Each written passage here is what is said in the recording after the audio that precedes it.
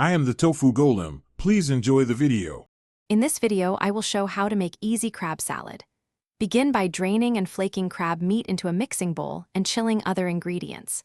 Combine mayo, lemon juice, salt, and pepper, then gently fold in crab, celery, and herbs without overworking. Taste and adjust acidity or salt, then chill briefly to meld flavors. Serve on lettuce in a roll or with crackers for a simple, elegant dish. Start by gathering your ingredients and prepping the produce to save time. Combine mayonnaise with fresh lemon juice and a light pinch of salt, then set aside.